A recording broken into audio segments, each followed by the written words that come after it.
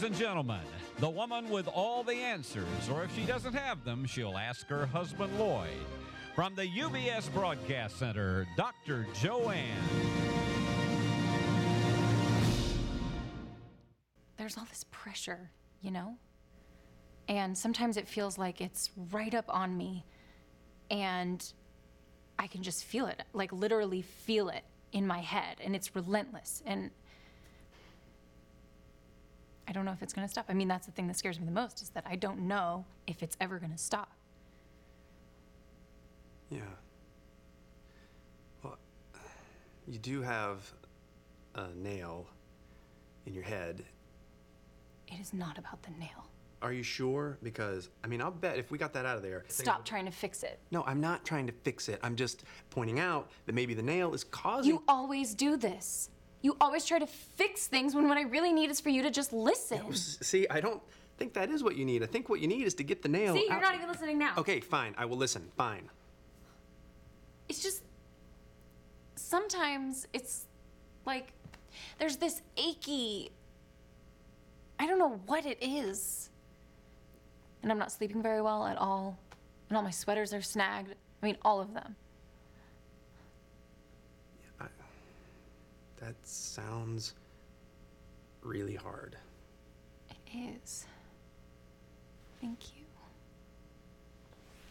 Ow! Oh, come on. If you would just... Don't. Try to see things my way. What you just saw is a rather bizarre way of showing how men and women communicate in a marriage, or should we say how they don't communicate. Our own Dr. Joanne is back as we start year 8 of Jackson 24/7. She'll explain to us why it's not in the nail. Thank you so much for being with us. I love it. That is the It best is really good. comic illustration of a very serious issue. Communication, men and women. Dr. John Gray, with the Mars-Venus books, Men Are From Mars and Women Are From Venus, started telling us way back how different we are and how differently we communicate and think. Now, how does this video illustrate the mistakes couples make in trying to communicate? Well, it's because we see things from our own perspective and don't see the other person's perspective. And God made us different for a reason. When two people get married, they become one. What does that mean psychologically? They complement each other. We're not polar opposites, we complement. And so men, problem solvers. They go out and they kill the elk for the tribe. Women, nurturers. Does that mean men can't nurture? No. Does it mean women can't get a pizza? No. But it's how do we look at things? And it's not about the nail to the woman. She needs him to say, oh, that was, remember? He said, oh, that must be very hard. And she said, thank you. Now, if the man is more factory-oriented and the woman is more emotional, how do they meet in the middle? By understanding each other's needs. That's why everyone needs to read and watch the videos. They're on YouTube. Men Are From Mars, Women Are From Venus. How can you give the other person what they need? And that's what it's all about. He needed to finally see, oh, she needs me to acknowledge her feelings. She needs me to validate her feelings. And then she needs to see, oh, get the nail out of my head. It is about the nail. Women can be problem solvers. When she finally gets enough empathy, she will either go to the doctor or pull the nail out. But she needs the empathy first. Men need, get that nail out, now we'll talk about it. I don't have to think about the nail in your head anymore. And it's just that difference that complements each other. You want empathy, go to a woman. You want a problem solved, go to a man. Go to both of them and you'll get both of them done.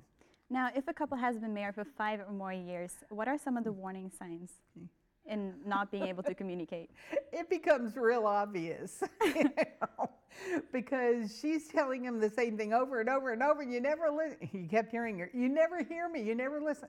He does, but he doesn't know how to react to you the way you need it. And he's thinking, what the heck is the matter with you? There's a nail in your head.